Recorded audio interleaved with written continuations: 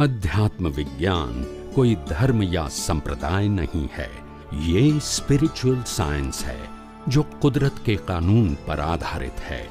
ये विज्ञान पूरे ब्रह्मांड के सभी रहस्यों को उजागर करता है और जीवन के सभी पहलुओं को समझने के लिए एक नई दृष्टि देता है। इसी को आर्ट ऑफ विजन कहते हैं, दुनिया को देखने की एक नई दृष्टि, जो अध्यात्म विज्ञानी परम पूज्य स्वामी श्री कमलेशानंद जी के निर्देशन में सनातन सत्य का अनुसंधान कर हमारे जीवन को प्रकाशित करे। जय सच्चिदानंद। शरीर छे कारण के कर्म छे। શું છે? આ અવતારમાં કરેલા કર્મો આ અવતારમાં ભોગવવાના નથી. ગયા અવતારમાં કરેલા કર્મો ભોગવવા માટે આ બોડી મળ્યું છે. આ અવતારમાં કરેલા કર્મો માટે બોડી નેક્સ્ટ બર્થમાં મળશે. હેઝ ફર્ધર કર્મ.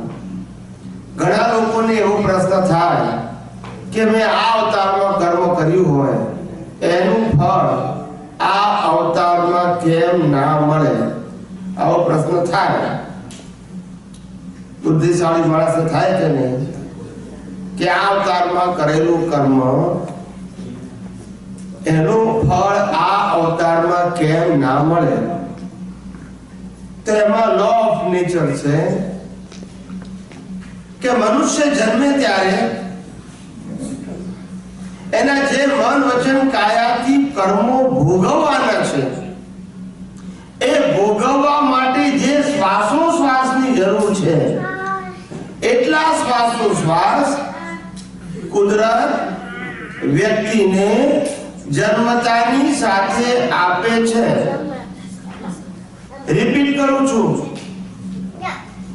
આખી લાઈફમાં જે કર્મો બાંધ્યા છે એ બાંધેલા કર્મોને ભોગવવા માટે જેટલા શ્વાસોશ્વાસની જરૂર છે એટલા શ્વાસોશ્વાસ કુદરત જન્મતાની સાથે આપે છે.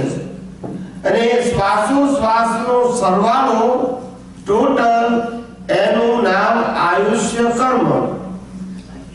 હવે આજે આ ભાવમાં હું કોઈ નવું કર્મ બાંધું તો ભોગવવા માટે શ્વાસ ક્યાંથી લાવો?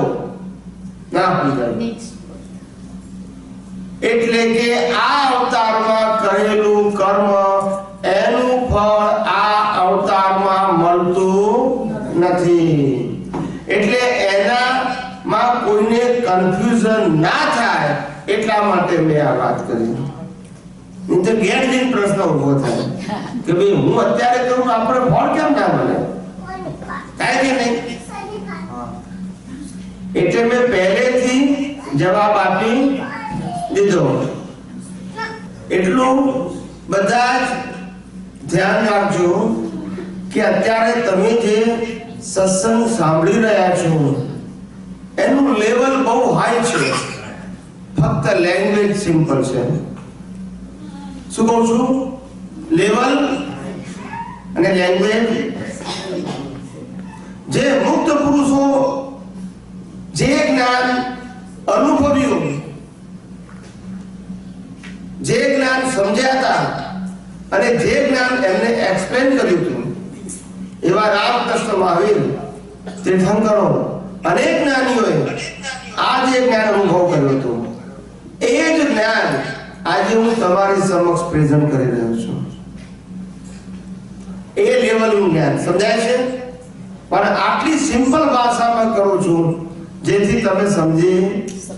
અને શાસ્ત્રની અંદર લખેલી ભાષા એટલી ટિપિકલ ને ટફ છે કે સામાન્ય વ્યક્તિ સમજી શકતો. આખી લાઈફ જેને રામાયણની કથા જ કરી હોય એ પણ રામ ના થઈ શકે. આખી જિંદગી જેને ગીતા ઉપર પ્રવચન કર્યા હોય એ કૃષ્ણ ના થઈ શકે. ને આખી જિંદગી જેને મહાવીર ઉપર પ્રવચન કર્યા હોય એ મહાવીર ના થઈ શકે. કારણ કે કથા કરનારો, પ્રવચન કરનારો, ઉપદેશ આપનારો પોતાની દ્રષ્ટિ મુજબ સમજાવે છે.